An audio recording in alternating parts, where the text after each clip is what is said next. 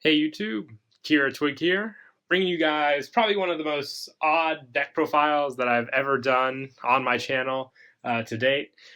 This is my Jerry Beans Man deck profile. Yes, you heard that right. The whole point of the deck is to, use Jerry Beans Man as your main attack point and be the key to victory against your opponent. I made this deck because my group of friends at locals is having a little small tournament in which we all have to make these fun Yu-Gi-Oh decks that involve no extra deck and basically, no two broke meta cards, if you know what I mean. Cards like Solemn Strike and all that aren't allowed in these decks. So I thought, why not emphasize Jerry Beanman in my deck? I pulled him out of a pile and said, I can do this. I can make a card with this. So I'm going to go through the deck. You guys are going to, let me know what you think. If there's anything I can do to fix the deck, funny enough. And there's also one banned card we can use in the deck. I haven't put it in yet, but I'm going to let you guys decide what card on the Yu-Gi-Oh ban list would be most well suited for this deck. So let's go ahead and get started. Obviously, to reach max potential, I run 3 Jerry Bean Man. He is actually the highest attack point level 3 normal monster in the game currently. He holds that record. And ironically, he has 0 defense points, even though he has the shield in the card art. I think it's because he's holding the shield backwards. But 1750 world record holding for level 3 Yu-Gi-Oh! Normal monsters is a definite must run if you're going to play a Jerry Beanman deck. I also run 3 Botanical Girl. This card is meant solely to search out Jerry Beanman. When it's sent to the graveyard, from the field to the graveyard, you can add 1 plant-type monster with 1,000 or less defense from your deck to your hand. Sadly, Jerry Beanman is not a warrior, despite wanting to heavily be one.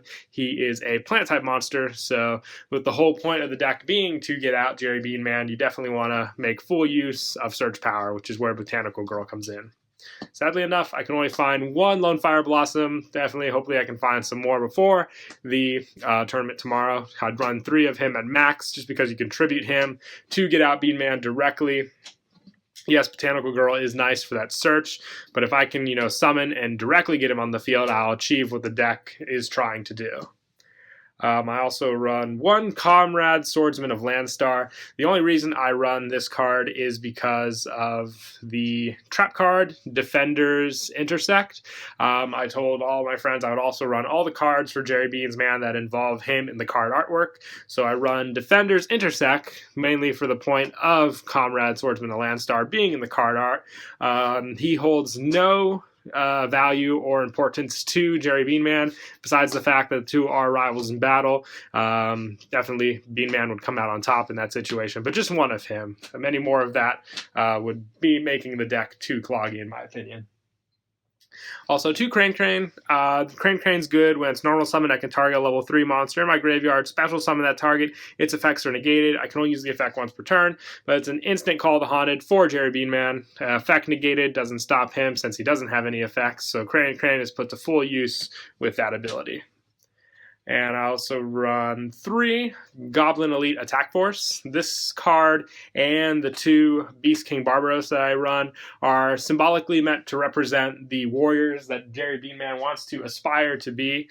They're strong, they're powerful, everything that he wants to be, and I believe him to be, but sadly, with his attack being the strongest for level 3 vanilla monsters, he just isn't there compared to other soldiers in this game. So by running them, I give him the morale that he needs and hopefully one day will achieve to be. Also run 2 Tiger King Wanghu. If I had the Lone Fire Blossoms, this guy would definitely come out, but sadly I don't. But he's good filler in my opinion, just for the deck, just to stop the low-level monsters. Jerry Beanman only wants to fight cards that are stronger than him, so anything 1400 or lower is destroyed by this card. That is it for the monster count. We'll now move on to spells. I run 2 Amulet of Ambition. In all seriousness, this card's really good with Jerry Bean Man, because if you equip it to this card, when it attacks a monster that's a higher level than him, he gains the difference of the level times 500 to his attack. So he can take out cards like Cyber End Dragon, anything, the big level, as long as it's not, increased by other card effects. Bean Man can take it down with this card. You can only equip it to a normal monster, but other than that, it's a great equipment card. He'll get over anything with this in use. I also run 2 Axe of Fools. I like to keep his armory going. With this card, the monster gains 1,000 attack. Its effect is negated, and I take 500 points of damage each turn. This card's good with Goblin Elite Attack Force as well, and also Beast King Barbaros, just because their effects being negated is not too much of a problem for me. And equipping it onto Bean Man just really helps, especially with Amulet of Ambition. And with Amulet of Ambition, when it's sent to the graveyard, I can return it to the top of the deck if I wish to. So if they MST it or something like that, I can put it back on Bean Man later on. And I also run 3 card Rotator. This card is played in the deck for the sole fact that Bean Man appears on the card. It's a swapping positions effect, so it could come in handy if you need to get over either attack or defense. The -1 card from your hand for its effect to go off successfully, though, is kind of a downfall in my opinion. But you got to play it. Sadly, I would have ran Marshmallow as well, but just couldn't find any room for it in the deck. I also run 1 Reasoning. The Reasoning is risky because if my opponent knows that it is a Bean Man deck, they will obviously call level 3, hoping to strike down my Bean Man by revealing it from the top of the deck. But with a lot of other variety level monsters, I can still make out with this deck on this card really well. Plus 2 Mystical Space Typhoon just to clear back row. I don't really care when my opponent uses Bottomless or some other trap on my Jerry Beans Man. I would say it's unhonorable in a sense to take out a monster like that. So I gotta be careful. I want to go head to head in battle. I don't want to have to rely on going up against back row when my monster attacks. Plus 2 creature swaps. This card is meant for me. My main combo play is to give Comrade Swordsman a Landstar to my opponent, summon out the Bean Man, and that's how I want them to clash. I want him to be on my opponent's side of the field and do a little role play with the 2 cards like this. Plus 2 Forbidden Chalice. Effects are one thing that Bean Man has a hard time going up against, so this card helps with that. 1 Shrink, just to also lower the level of cards. I remember in one of the fun duels we had, I went up against Chinzo, and with no traps being able to aid me, Shrink was the next best thing. Same with Book of Moon, just to set it face down. And onto the traps, I run 2 Defenders Intersect. You activate only during the battle phase. Defense position monsters your opponent controls are changed to face-up attack position, and their effects are negated. So cards like Spirit Reaper, Marshmallow, ironically, that I battle will be able to be taken down. And obviously, it shows the amazing battle between Jerry Bean Man and Comrade Swordsman and Landstar on this art. So it definitely had to place it in the deck. But only 2 though. 3 is a little cloggy. Same with 1 Scrum Force. I did not want to honestly run this card just because it's very situational, but he is there dead center on the card, so I could not run it in the deck. So it had to be in there just for a little protection play. Plus 2 Draining Shield. I'm not a fan of Mirror Force in the deck. Let's be real here. This is an honorable deck that I want to win with. I don't want to go with cards like Mirror Force or stuff like that. I want to gain the life of the monster that my opponent attack and make them regret it next turn when I attack solely with my monster against their monster.